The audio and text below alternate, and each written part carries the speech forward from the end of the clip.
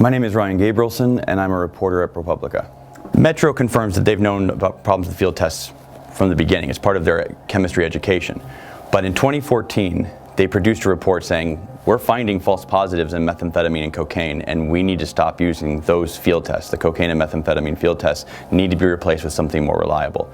They've submitted that study to the federal government, which had funded it, and it's posted online. And I stumbled across it in 2015 and found, wow, this is a crime lab that says we need to change it out. And when I started checking out what Vegas had done after, they actually had gone the opposite direction. They expanded the use of field tests to add heroin to the regimen.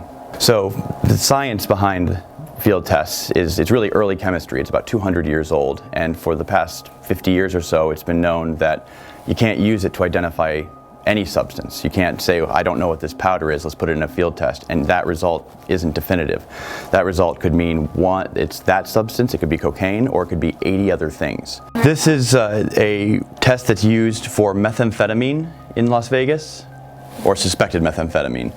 You'll see this is the end color reaction after breaking 3 different little vials inside and mixing 3 different chemicals. And it on its own creates a dark reddish purple that officers often mistake for blue. And some of these field tests actually even say purple is positive, even though the tests themselves turn purple automatically. So this is the cocaine field test. And it has 3 different steps and 3 different chemicals in it, and the officers don't just make one color judgment, they have to make 3. There are many substances that produce the exact same reaction that are not cocaine. There are migraine medicines, lidocaine, like I said, will often, especially on the 3rd step, produce the pink over blue. And then there's also just human error.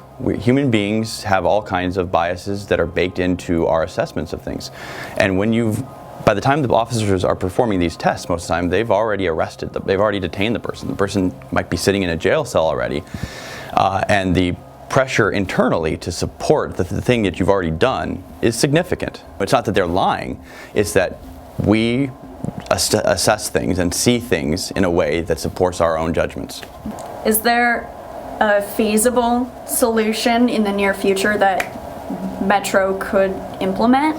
They could lab test all drug evidence in criminal cases. They're not currently? By no means. And after people plead guilty, which happen at preliminary hearings, the drug evidence is destroyed. Wrongful convictions on a level we don't know, because the Las Vegas Crime Lab does not retest the field test results after somebody pleads guilty. And more than 2/3 of cases are ended by guilty plea at the first hearing. So the vast majority of drug evidence in Las Vegas never gets tested. The field tests never get rechecked, even though they're known to produce false positives.